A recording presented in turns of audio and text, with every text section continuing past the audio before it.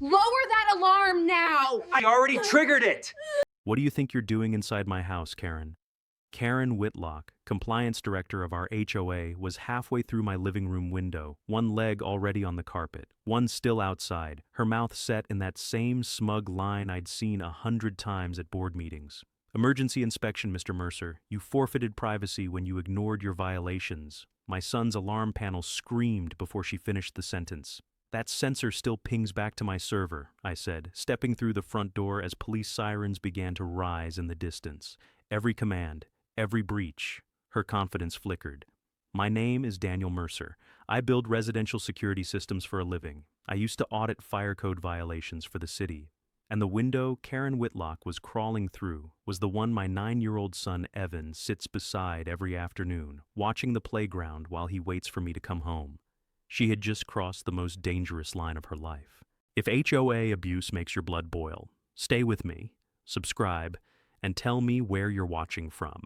Because this story ends with the most reckless Karen in Cedar Ridge Estates exposed in public and an entire neighborhood taking its power back. Evan stood frozen by the panic panel, eyes wide, the red strobe already painting the walls. I pulled him behind me as Karen scrambled upright, smoothing her blazer like she hadn't just invaded our home through broken glass. The patrol car screeched to a stop outside, followed by another. Neighbors were spilling onto their lawns. The entire street was awake now, but the real explosion had started long before the sirens. Cedar Ridge Estates is a gated suburb built in the early 2000s. Manicured hedges and perfect fences, hiding aging infrastructure, and an HOA obsessed with appearances over safety. A month earlier, a burglary 2 blocks away had shattered Evan's sense of security.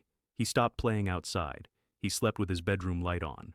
I rebuilt our home's security from the ground up because that was the only way I knew how to protect him. Karen hated it. She issued her first violation 2 weeks later. Cameras violated aesthetics. Alarm decals lowered property values. Motion sensors were aggressive. I provided code compliance documents and insurance approvals. She escalated anyway. Weekly fines, threats of forced inspections. Maintenance crews accidentally disabling our exterior lights. Each incident documented, each one tightening the knot in my chest. At work, I consult for a regional security firm. That's when I noticed something that made the hair on my arms rise. My private system was receiving ghost pings from the neighborhood grid. That should have been impossible. The HOA network was supposed to be isolated. Someone with administrator privileges had bridged the systems. I drove past the HOA office that afternoon and saw Karen's car, 2 maintenance trucks, and a technician carrying coils of decommissioned security cable I personally helped remove years ago. That cable failed multiple safety certifications. It should have never been in service again. That night, Evan asked if Karen was coming back. I told him no. I showed him the panic sequence again. His fingers didn't shake. Mine did. The next morning, my fence lights were dead and a new violation notice was slapped on my mailbox. I peeled it off and crushed it. The pattern was clear. Karen wasn't enforcing rules. She was hiding something. I requested the emergency inspection logs. Denied. I asked for the updated security compliance filings. Ignored. Meanwhile, my system recorded new attempts to probe my firewall, small and careful, like someone testing locks. Then tonight happened. Karen had waited until I was finishing a late consulting shift. She disabled the front door keypad using credentials she should no longer have possessed. When that failed, she circled the house, found the living room window cracked for ventilation, removed the screen, and crawled inside. She never expected Evan to know what to do. By the time the officers pulled her from my living room, her authority was already collapsing. My system's immutable logs had captured everything: the keypad tamper attempt, the window breach, the override commands issued from HOA terminals. Every move time-stamped, every violation preserved. Neighbors gathered on the sidewalk, whispering. Mrs. Nolan hugged Evan. Karen's phone was ringing nonstop. She kept repeating miscommunication like it was a shield. It wasn't, because now the real work began. I wasn't just defending my house anymore. I was about to expose an HOA that had illegally modified its own security network, endangered every family in Cedar Ridge, and thought intimidation would keep it hidden. Karen Whitlock had started this war through my son's window. The moment I said I intended to finish it in the open, the sidewalk outside my house erupted with voices, flashing lights, and the low mechanical hum of authority arriving late but loud. Two patrol cars idled by the curb while Karen Whitlock was guided down my front steps, her heels clicking like she was still walking into an HOA meeting instead of out of a crime scene. Evan stayed glued to my side, his fingers gripping my shirt, his breathing finally slowing as the red strobe from the alarm faded into the night. The officers asked their questions. Karen answered none of them, and the neighbors watched everything. An hour later, I was sitting in the interview room at the Cedar Ridge Police substation, Evan asleep on my lap, the smell of burned coffee in the air. Detective Laura Haynes took notes with a calm steadiness that made me feel for the first time since sunset that someone else understood the gravity of what had just happened. I handed over the encrypted drive from my system console, the one containing the access logs, the breach timestamps, and the HOA override commands. She raised an eyebrow when I explained what they were.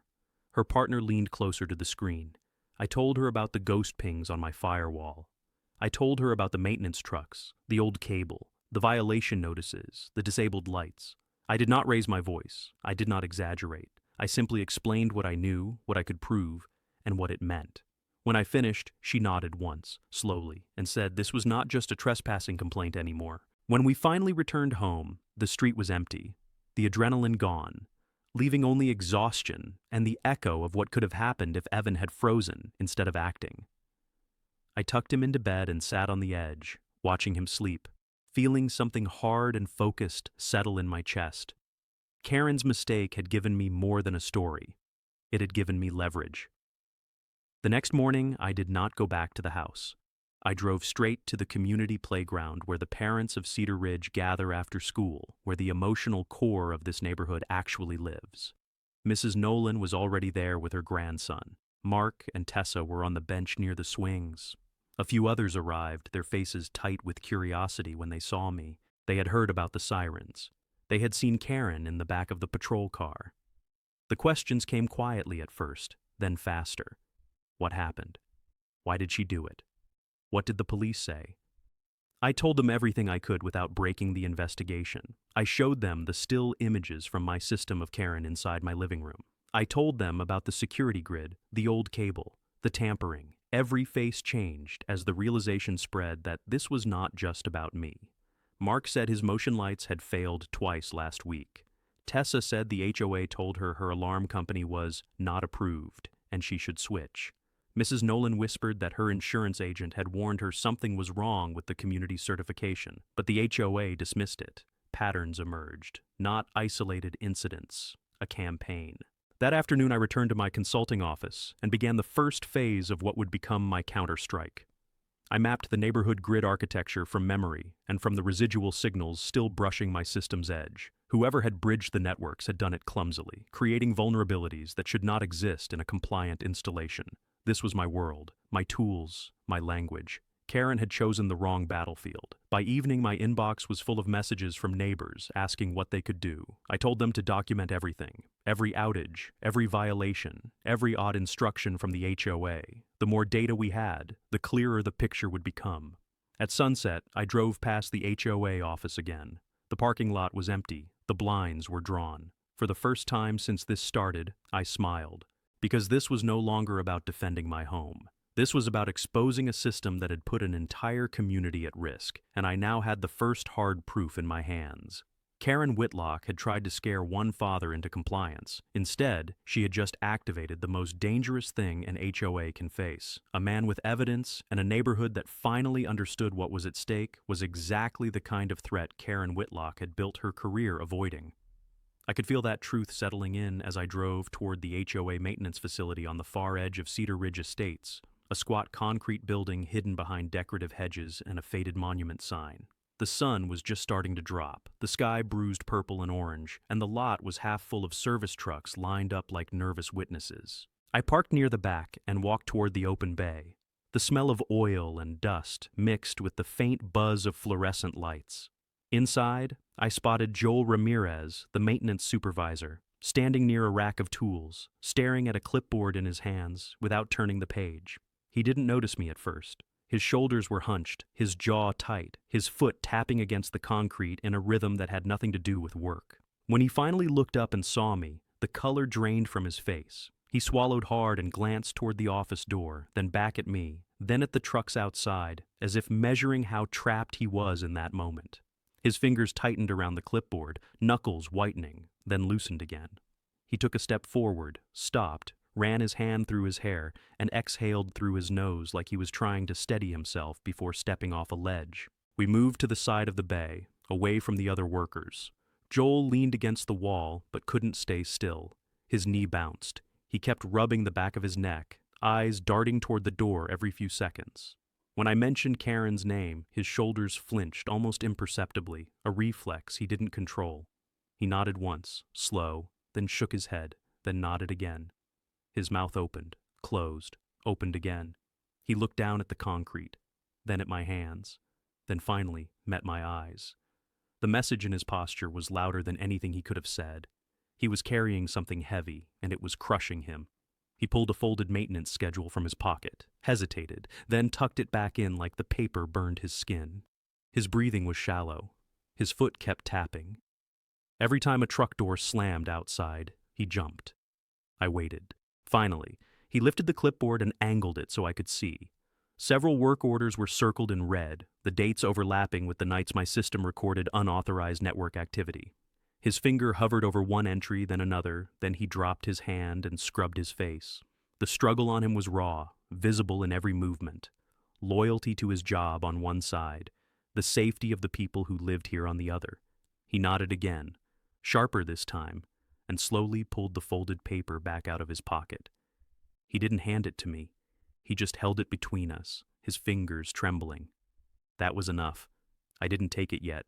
I told him he wasn't alone in this, that the truth was already moving, that the police were involved, that the neighborhood was watching. His shoulders sagged at that, just a little, like the weight had shifted. He glanced toward the door one more time, then back at me, and finally extended the paper. The schedule listed the exact nights the old decommissioned security lines were reconnected to the grid. It included override procedures signed off by Karen Whitlock herself. The dates matched my logs. The proof was locking together, piece by piece, the way it always does when someone thinks no one is paying attention. Joel pressed his lips together and nodded, once, slow and firm, as if he had crossed a line he could never step back from. Then he straightened, wiped his hands on his pants, and forced his shoulders square. The fear was still there, but so was resolve. If you're still with me right now, hit subscribe. This is the part where the story stops being just about one house and becomes about taking down a system that's been abusing an entire community. I walked out of the facility with the paper folded in my jacket and a new understanding of how deep this ran. Karen hadn't just crossed a line with my family. She had been building a house of cards on stolen safety for months. And now it was starting to collapse. But Karen Whitlock had no intention of letting it fall quietly. I drove straight from the maintenance facility to the HOA office building, a glass front structure tucked between manicured hedges and a stone fountain that never actually worked. Night had settled in by the time I arrived, the parking lot mostly empty except for Karen's silver sedan and a black SUV I did not recognize.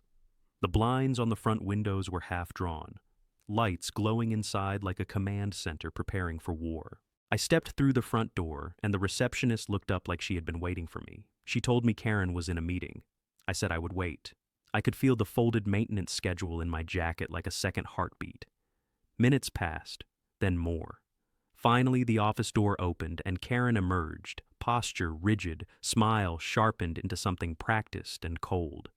She did not ask why I was there. She told me I was trespassing and that my account was now in default due to unpaid fines. I replied that her paperwork was already under police review. Her jaw tightened. She informed me that the board had voted to impose immediate enforcement measures. My exterior lighting would remain disabled.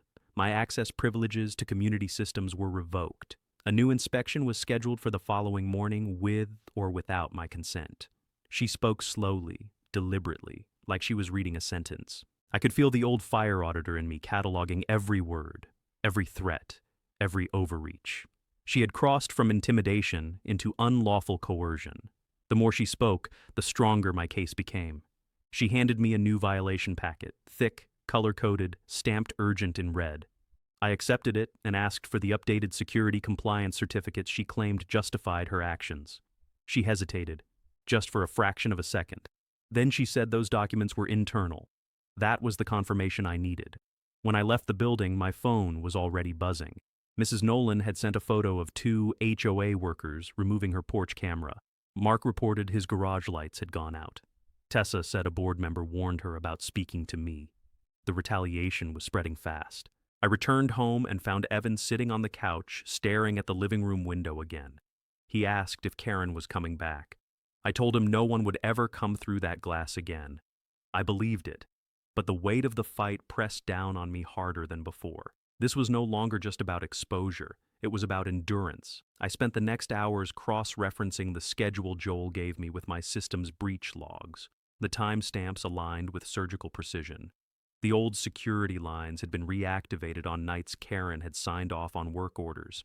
The network bridge she created was unstable, illegal, and catastrophic from a safety standpoint. Any serious inspection would shut the HOA down. Near midnight, my phone rang. Detective Laura Haynes. She said the trespassing investigation was moving quickly and that the district supervisor wanted my technical assessment of the neighborhood grid. She told me to prepare everything I had. When I hung up, I realized Karen had just made her biggest mistake. By escalating, she had forced every hidden vulnerability into the open. The victory strategy was no longer theoretical, it was operational. The next morning, I returned to the HOA office, not as a neighbor under threat, but as an expert carrying evidence that could dismantle their authority. Karen was waiting. Her smile did not reach her eyes this time. She informed me that community towing privileges had been suspended for my vehicle. I informed her that I was delivering documentation to law enforcement and insurance regulators before noon. Her expression cracked. Behind her, through the glass wall, I could see the board members whispering, their faces pale.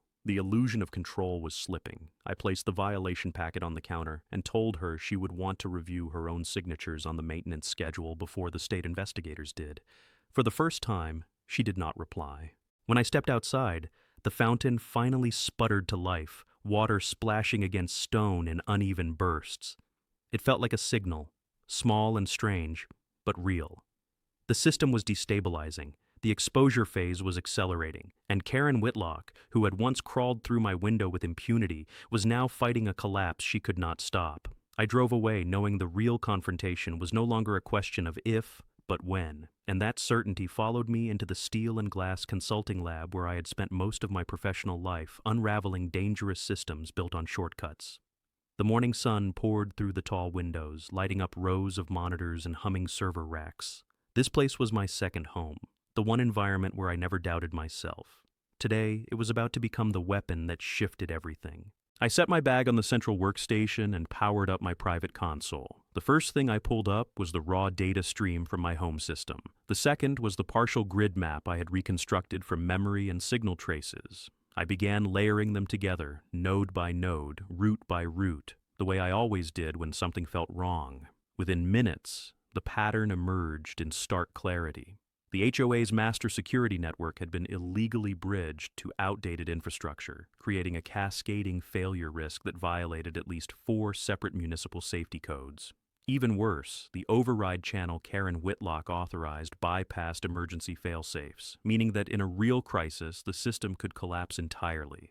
That realization hit me like ice water. This was not just harassment, it was reckless endangerment on a community scale. I began documenting everything with surgical precision: system architecture diagrams, breach logs, timestamp correlations with Joel Ramirez's maintenance schedule, regulatory cross-references. Every step verified, every conclusion defensible. This was the moment the victory strategy locked into place. My professional expertise was no longer just supporting the story, it was becoming the story. Halfway through the analysis, my phone buzzed. It was Mark from the playground group, telling me his insurance agent had scheduled an emergency inspection after hearing about Karen's break-in at my house. Tessa followed with a message that 2 families had already contacted city code enforcement. The pressure was spreading, exactly as I had hoped. I stayed in the lab through lunch, through the afternoon, until the sun slipped low and the building emptied. By the time I shut down the workstation, I had assembled a technical exposure package that could not be brushed aside. If Karen thought she could hide behind aesthetic rules and intimidation, she had underestimated the consequences of cutting corners in my field. Before I left, I forwarded a preliminary summary to Detective Laura Haynes, flagged urgent. I also sent a sealed version to the HOA's insurance provider, using the policy contact information I had stored from a previous neighborhood audit years earlier. Once an insurance company sees systemic non-compliance tied to safety risk, the clock starts ticking fast. Driving home, I passed the community playground again. Evan was there with Mrs. Nolan, kicking at the dirt, finally laughing the way he had not since before the break-in. That sight grounded me. This was why I was doing this. Not for pride, not for revenge, for that sound, for the return of something fragile and necessary. When I reached the house, I ran a fresh diagnostic on my system. New ghost pings had appeared, more aggressive now, probing deeper than before. Karen was not backing off. She was escalating. Good. Every move she made left a deeper footprint. If you want to see how this kind of abuse actually gets dismantled, follow this story closely and subscribe now.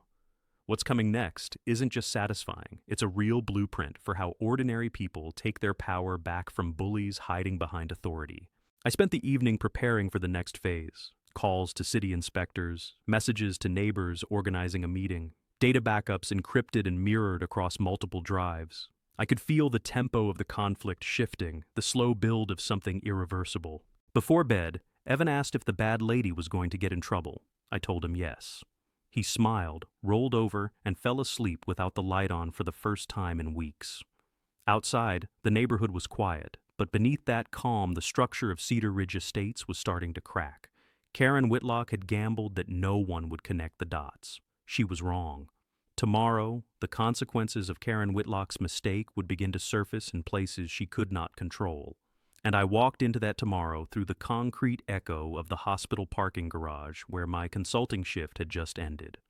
The building smelled like oil and rain and disinfectant drifting from the loading bay. My phone buzzed with unread messages, but I didn't open them yet. I leaned against my car for a moment, staring at the city lights bleeding across the windshield, feeling the weight of the decision I had already made settle deeper into my chest. Inside the garage, my system alert chimed again. Another unauthorized probe. Faster this time. Less cautious. Karen was getting sloppy, which meant fear was creeping in. I opened my console on the phone and watched the data scroll. The breach attempts lined up perfectly with the override patterns I had documented in the lab. Every new attempt strengthened the exposure case I was building. The victory strategy was no longer abstract. It was active, moving, irreversible. Detective Laura Haynes called while I was still in the driver's seat. She told me the department had elevated the trespassing incident because of the security implications I'd reported. She asked if I could meet early in the morning with the city safety liaison and a representative from the HOA's insurance carrier. I said yes, without hesitation. She told me to bring everything. I started the engine, pulled out of the garage, and drove the long way home through the residential grid, past quiet houses and glowing windows and the steady rhythm of families finishing dinner. My own home came into view, and with it, the living room window that had become the axis of this entire war. Evan's silhouette moved behind the glass, small and safe, and the sight of him tightened my resolve like a vice. Inside, he was already in pajamas, sitting at the table with Mrs. Nolan, who had stayed to help with homework. She asked how the day went. I told her the truth, that things were moving, that the pressure was working, that Karen was pushing back harder than ever. Her mouth pressed into a thin line. She said the HOA had sent out a community email threatening fines for non-compliant security installations and advising residents not to cooperate with outside inquiries. That was Karen's handwriting all over it. After Mrs. Nolan left and Evan went to brush his teeth, I spread my materials across the kitchen counter. The technical exposure package from the lab, Joel Ramirez's maintenance schedule, my breach logs, the correspondence from the insurance provider acknowledging receipt of my report. This was the point of no return. Once I delivered this to the city and the insurers in the morning, the collapse would accelerate beyond anyone's ability to stop it. Evan came back into the room and climbed onto my lap. He asked if Karen was still mad. I told him she was scared. He thought about that for a moment and nodded like it made sense. Then he asked if the house was safe. I told him yes, completely. He leaned against me and yawned. I carried him to bed and stayed there until his breathing evened out. The faint hum of the alarm system, a steady reassurance in the dark. Back in the living room, my phone buzzed again. This time it was Mark. He said the HOA maintenance crew had been spotted near the community control box earlier that evening, arguing loudly with Karen before driving off. Something was breaking inside her circle. The more she scrambled, the more visible the damage became. I finished preparing the evidence packets, sealed them, and set them by the door. Then I sat on the couch and waited. Another breach attempt flickered across my screen, then another. I logged them, time-stamped them, archived them. Karen was feeding the fire herself. By the time midnight rolled in, the choice was complete. Tomorrow, I would put everything on the table. Not as a neighbor asking for fairness, not as a father pleading for safety, but as a professional exposing a system so recklessly broken it could not survive daylight. Outside, the neighborhood slept. Inside, the war had reached its committing moment. I shut down the console, turned off the lights, and stood once more at the living room window, the same one Karen had crawled through, the same one Evan watched the world from every day. I rested my hand against the glass and promised myself I would see this through, no matter how hard the fallout hit. Because once the machinery of truth starts moving, it doesn't stop. And I had just set it in motion when the morning broke gray and cold, the kind of sky that makes everything feel heavier before the weight even lands. I drove to the last place I expected the next truth to surface. The small riverside park at the edge of town where an old row of kayaks sat chained to a rusted rack near the water. Joel Ramirez was already there when I arrived, standing with his back to the river, shoulders hunched inside his jacket, both hands wrapped around a paper cup he wasn't drinking from. He looked smaller in daylight, tired. The confident maintenance supervisor who managed half the neighborhood's physical systems was gone. In his place stood a man who hadn't slept. He nodded once when he saw me. His foot kept tapping the gravel. He kept glancing at the parking lot as if expecting Karen Whitlock's car to roll in at any second. Then his eyes drifted to the water and stayed there, fixed on the slow current sliding past the reeds. "That kayak rack," he said, barely audible, chin lifting toward it. "My brother put that in, 15 years ago." I followed his gaze. The metal frame was old, the bolts corroded. One kayak was missing, the empty slot swinging slightly in the breeze. "He drowned out there," Joel said. His jaw tightened. "Heart condition. Doctor said he should have never been paddling alone, but he wanted one last ride before surgery. The rescue call came in too late because the emergency line at the marina was down. Old wiring, same contractor that works for the HOA now." He swallowed hard, his shoulders rising and falling too fast. "That's when I started paying attention to safety systems. That's why I took this job. I told myself I'd never let corners get cut again." He finally looked at me. His eyes were red, not from wind. "When Karen took over, everything changed," he said. "Budgets slashed, inspections rushed, old equipment reactivated instead of replaced. She said nobody would notice. She said if I made noise, I'd be fired and the work would still happen, just without me there to soften the damage." He reached into his jacket and pulled out a slim USB drive, holding it between us the same way he had held the maintenance schedule before. His hand was shaking more this time. "Override credentials," he said. "Complete access logs, emails, recorded calls. She ordered me to reconnect the decommissioned security lines because the new system was too expensive to maintain. Said insurance wouldn't catch it. Said the board would back her." My chest tightened as the weight of it landed. This wasn't just policy abuse. It was systemic fraud tied directly to community safety. "She blamed your system," Joel continued. "Said you were making the rest of the network unstable, that your cameras and alarms were the problem. She planned to force everyone onto the old grid once yours was gone." I thought of Evan's face in the dark. The window. The breach attempt still hammering my firewall every night. "She knows what happens if this comes out," Joel said. "The insurance carrier will pull coverage. The city will shut the network down. The board will fold." His gaze dropped to the river again. "My brother died because someone decided safety was too expensive. I won't do that to these families." The confession settled over the space between us, heavy and irreversible. I took the drive from his hand and nodded. No speeches, no comfort that wouldn't ring hollow. Just a quiet acknowledgement of the line he'd crossed for the right reason. We sat there for a moment, the wind carrying the smell of wet leaves and cold water. The kayak rack creaked softly behind us. When I finally stood, Joel stood too, his posture straighter than it had been when I arrived. The fear still there, but now fused with something stronger. "This is everything," he said. If you go forward, there's no going back. I looked at the river, at the empty slot on the rack, at the life that had ended because a system failed when it mattered most. Then I looked back at him. I know, I said. He nodded once more, slow and steady. By the time I walked back to my car, the victory strategy had evolved from exposure into inevitability.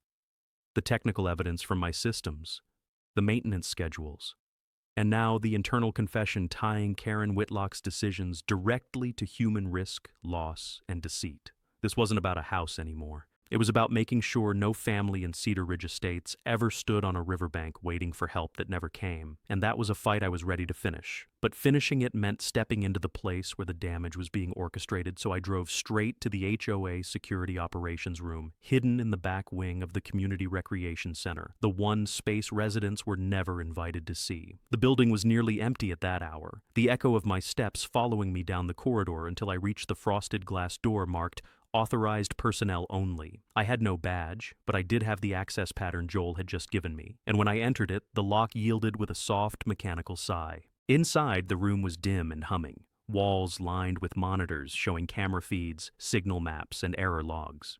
The glow painted the desks a pale blue. I felt the familiar calm settle over me, the one that comes when I am finally standing in the machinery instead of guessing at it from the outside. This was where Karen Whitlock's shortcuts lived. I moved from terminal to terminal, documenting what my own system had already hinted at. The old decommissioned grid was not only active, it was being used as the primary backbone for several sectors of Cedar Ridge Estates. Emergency fail-safes were bypassed. Certification timestamps had been overwritten. The override channel Joel mentioned was right there, wide open, still issuing commands. And in the access history, Karen's credentials appeared again and again, authorizing changes no compliance director had any right to make. Then I saw it. A live work order had just been issued. Rerouting protocols. My house was listed as the next target. My phone vibrated. Another breach attempt hit my firewall. The same signature I was staring at on the monitor in front of me. Karen was actively trying to dismantle my system in real time. I began recording everything: screenshots, video capture, code snapshots, the kind of documentation no board member, no insurance adjuster, no city inspector could ignore. Every illegal modification was now frozen in evidence. The door opened behind me. Karen stepped inside. She froze when she saw me at the console. For half a second, the mask slipped. Then it was back, sharper than before. She said I had no right to be there. I said the system was broadcasting her violations to multiple secured backups. She took a step forward. I didn't move. The monitors behind me showed her credentials blinking red across half the network. The proof was literally glowing. Her phone buzzed. She checked it, her jaw tightening. I could see the calculation happening. Containment, control, damage reduction. The woman who had crawled through my window was now realizing the ground beneath her was collapsing. She told me I was making things worse, that I was scaring the community, that the board would not tolerate this kind of disruption. I told her the community deserved to know the truth about the system protecting their children. She stared at me for a long moment, then turned and walked out without another word. I stayed another hour, finishing the capture, sealing the files, encrypting them, transmitting the first batch to Detective Laura Haynes and the insurance carrier. When I finally left the room, the building felt different, quieter, like something had already ended. Outside, the late afternoon sun was cutting through the trees along the parking lot. I sat in my car and let the breath out of my chest. If this story is hitting close to home, don't just watch it unfold. Subscribe now, because what happens next shows exactly how systems like this get dismantled when someone refuses to look away. On the drive home, my phone lit up with messages from neighbors. Karen had sent out another mass email warning residents not to cooperate with investigators. The tone was panicked now. The shift was obvious. When I pulled into my driveway, Evan was on the porch with Mrs. Nolan, feeding the stray dog that had been hanging around the block since the storms last spring. He named it Rocket. The sight of him kneeling there, laughing as the dog licked his hands, cut straight through the tension in my chest. This was the life Karen had tried to destabilize. I watched for a moment before stepping out of the car.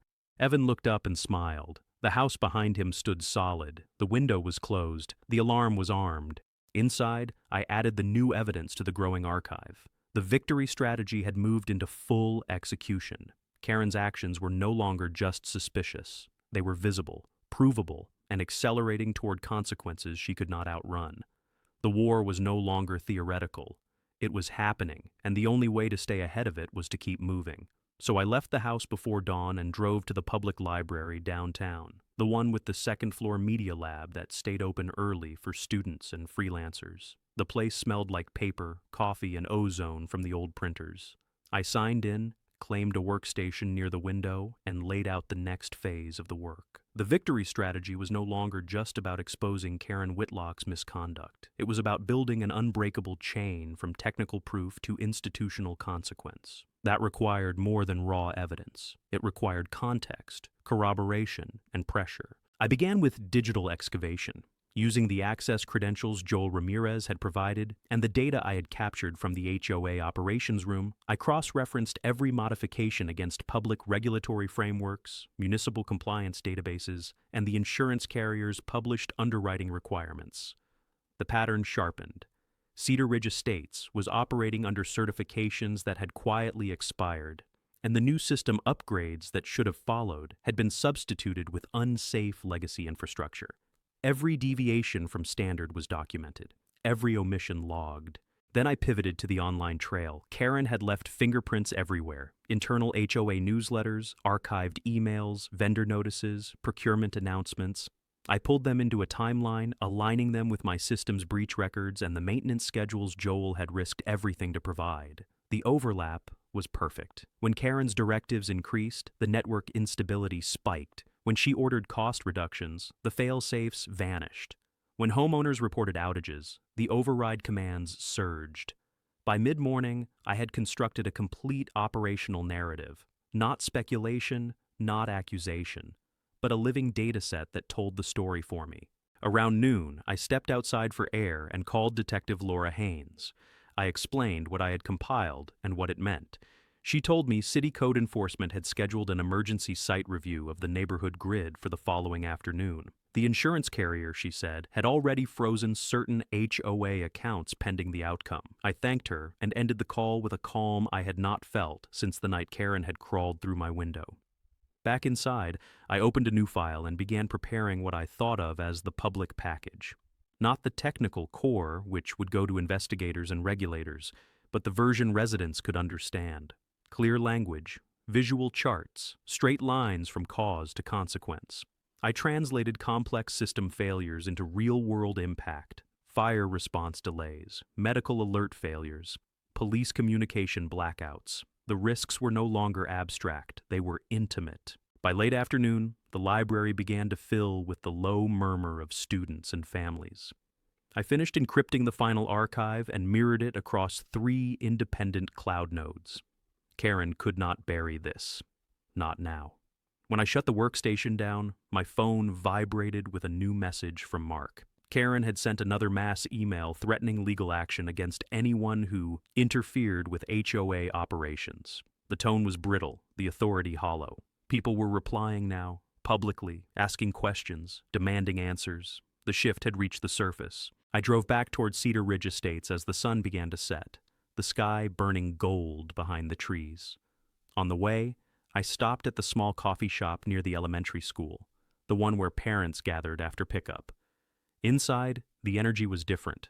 Conversations hushed when I entered, then resumed in tighter clusters. I caught fragments: Karen's name, the police, the break-in, the insurance freeze. No one was whispering anymore. When I reached home, Evan was in the yard with Rocket, the stray dog, chasing a tennis ball across the grass. Mrs. Nolan waved from her porch. The neighborhood felt awake in a way it hadn't before, like something had broken the old silence. After dinner, I opened the evidence archive one more time, reviewing each section, each line, each timestamp. Everything was aligned. Everything was ready. Tomorrow, the city inspectors would arrive. The insurance carrier would escalate. The board would be forced to answer questions they could no longer dodge. Karen Whitlock had tried to dismantle my system in secret. Instead, she had built the scaffolding of her own collapse.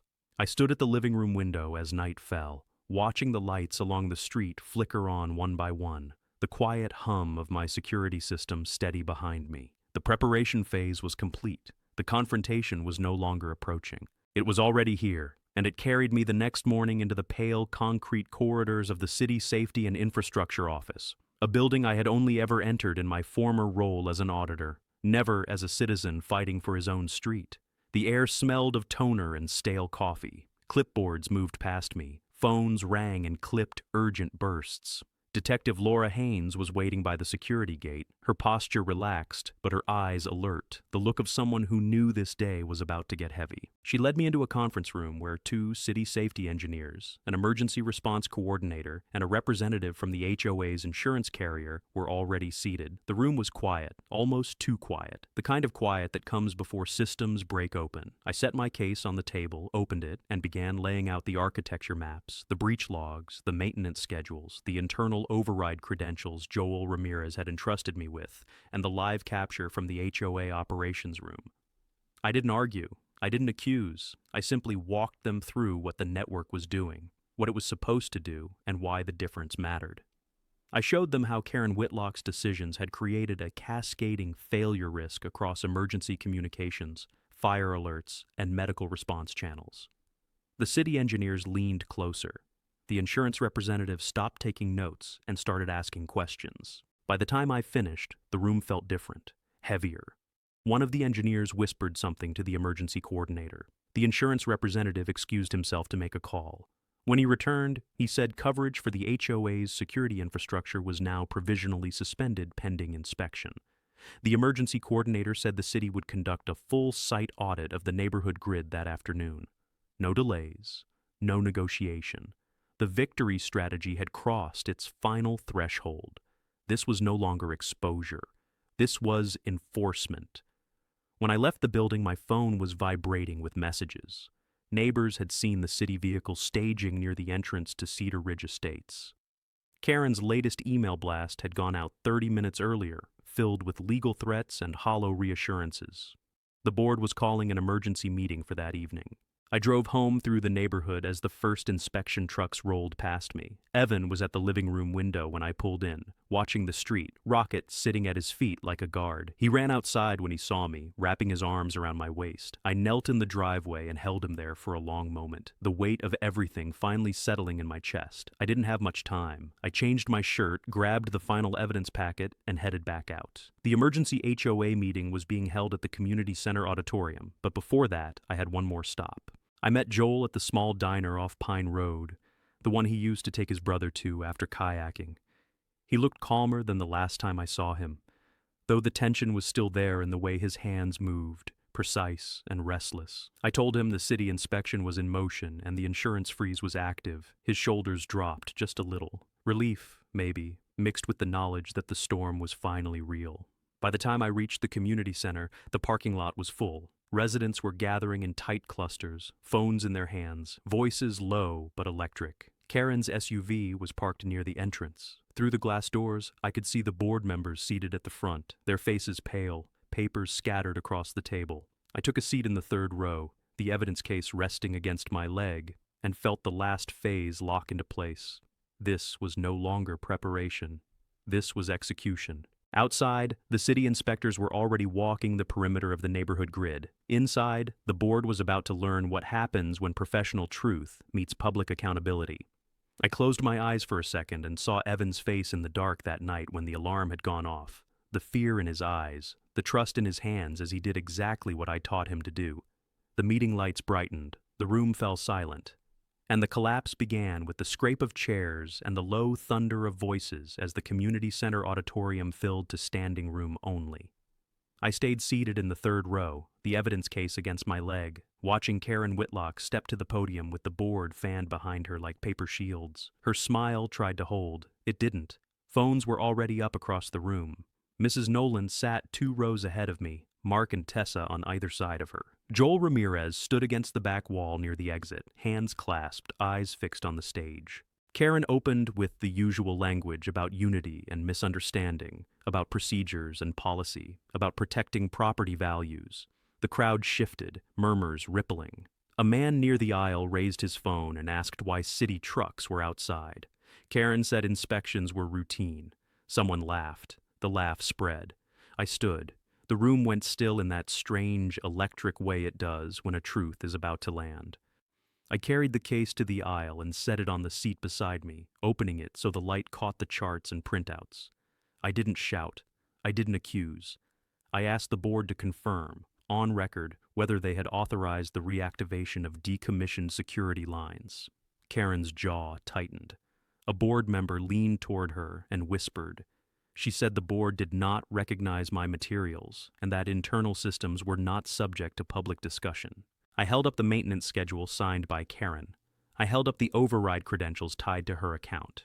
I described in clear terms how the neighborhood grid had been illegally bridged to unsafe legacy infrastructure, how emergency fail-safes had been bypassed, how my own system's breach logs aligned with the timestamps on their work orders.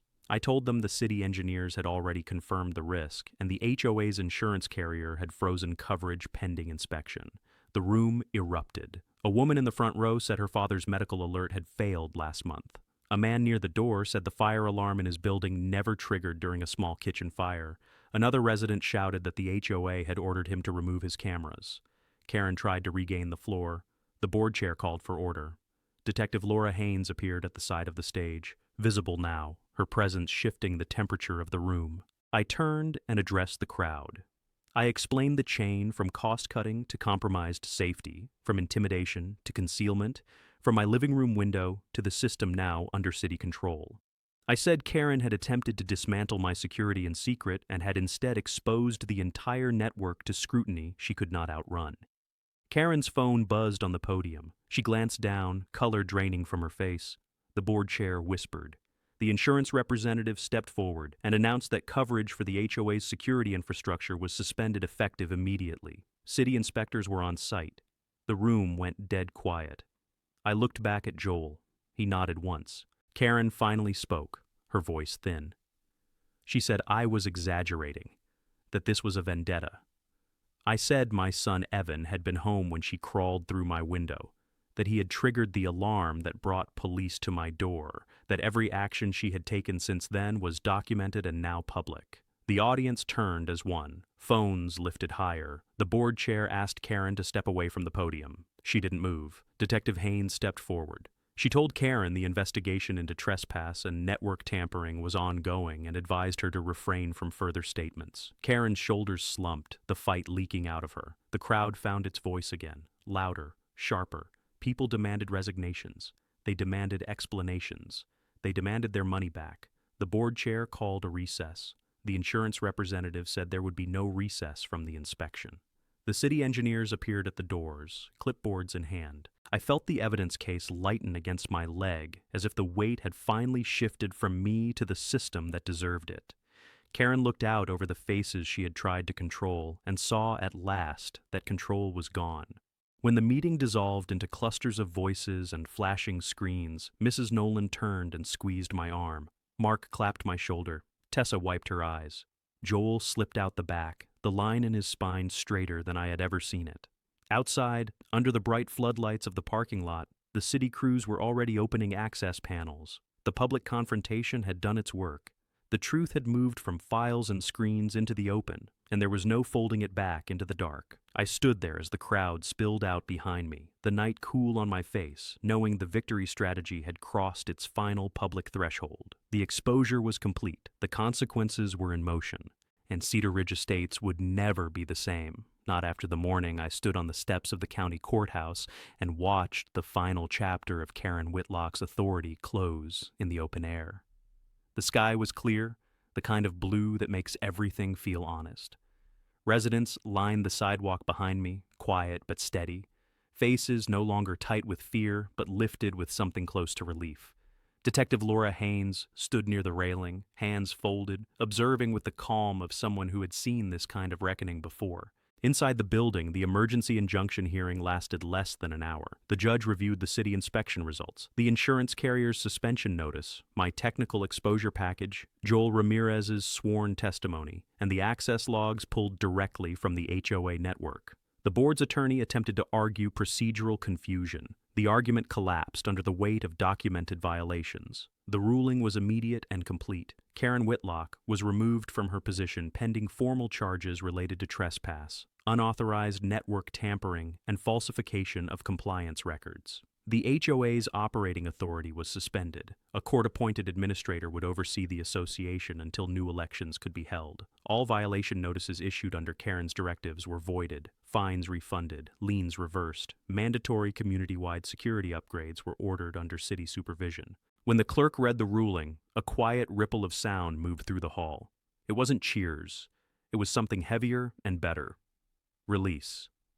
Outside, I stepped down from the courthouse steps and felt the afternoon sun on my face. Mrs. Nolan hugged me first. Mark and Tessa followed. Joel stood back, hands in his pockets, eyes bright. When I walked over, he nodded once and extended his hand. We shook. No speeches, no ceremony. Just the knowledge that the right thing had finally outweighed the easy thing. We drove back to Cedar Ridge Estates together, a loose procession of cars, passing the same entrance where the city inspectors had first staged their trucks days earlier. Now, new crews were installing certified equipment, replacing the old lines, rebuilding the grid correctly this time. The neighborhood felt lighter. Children rode bikes again. Doors were open. Conversations spilled across lawns. At home, Evan was waiting at the window, the same window. He ran outside when he saw me, Rocket bounding after him. He asked if the bad lady was gone. I told him yes.